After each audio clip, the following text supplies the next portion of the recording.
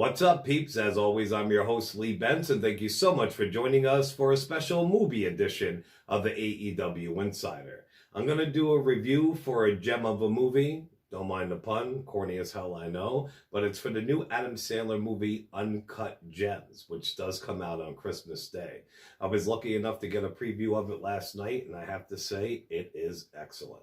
Now, if you haven't watched my reviews before, you do know that I do go over some plot points. I won't give anything major. I definitely won't give away the ending, but you got to say some stuff, because if not, what the fuck am I going to say about the movie, and what are you going to watch for? You know what I mean? So let's get into the review. You have heard about all the hype for this one. I just finished watching it, and I can say that the hype is real. It is the best Adam Sandler film in history, better than Punch Drunk Love and his other serious role, Reign Over Me, which were both excellent films, don't get me wrong, but they can't touch Uncut Gems. Uncut Gems was brought to you by A24.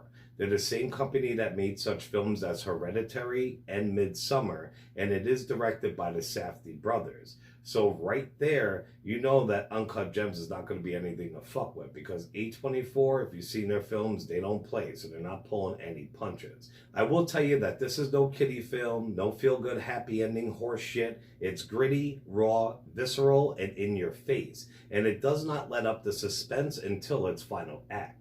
Adam Sandler plays Howard Ratner.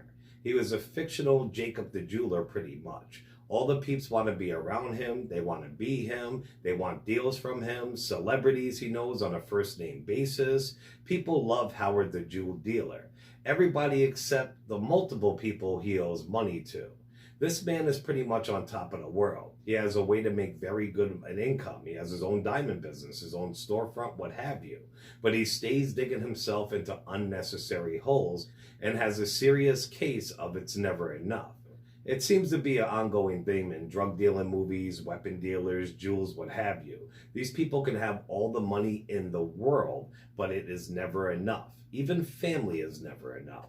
Speaking of his family, he has kids and a very gorgeous, loyal wife. She's played by Indina Mendel. But for a guy like Howard, nothing is ever enough.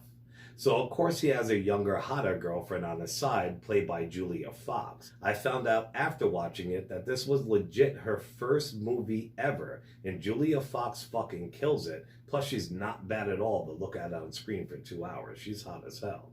Alright, so he does stash his hidden girlfriend at one of his rental apartments in the city. It's crazy. He sees her when he wants to, when he has time, gives her a little money to get by, but he wants total control over her, which he pretty much does have. Isn't that almost always the case? You want control of everything and everybody, but you can't control yourself? Anyway, he has a serious gambling problem, and he is borrowing from Tom to pay Harry. He'll owe one person money, and then he'll go bet elsewhere while he's promising the person he owes money to that their money is on the way. It's not a cool move at all, especially when you're dealing with some seedy heavy hitters that Howard surrounds himself with. It never ends up good. It's situations like him attempting to do business with a basketball star and legend, Kevin Garnett, while you got henchmen from a dude you owe money to smacking you up in front of him. He has a lead on an illegal cut gem from a different country, and of course he gets his hands on one.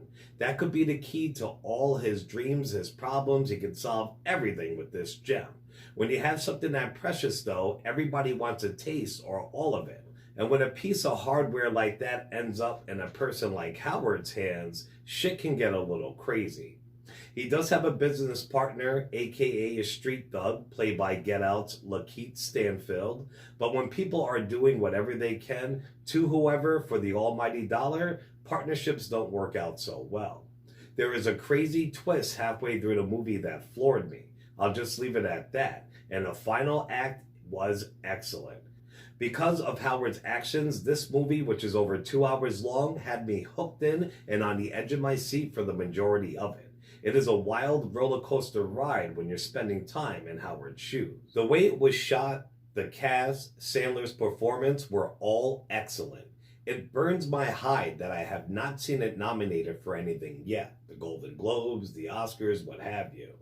I have seen it a lot in the past when some actors do a film that is unlike anything they starred in before. They absolutely killed it, and most of the time the movies do also. but they get looked over by people whose opinions are supposed to matter. Well, I say fuck all that and fuck them. If you're a fan of Sandler and want to see him play somebody that's 120% out of his usual element and absolutely kill it every time he is on screen, which he is for about 97% of the film, then this is the one for you. Open up your wallets and give their money to this film this holiday season. A lot of mainstream junks out there, and it cannot hold this movie's junk. I would like to go on, but if I do, I'd give the whole movie away. I told you who he is, what he is about, what he does, and the finale is insane. All for what when you already had it all? Never mind the jewels or the money. You have a close Jewish family, a wife and kids who love you to death. For me, that's enough. For people like good old Howie, it is not.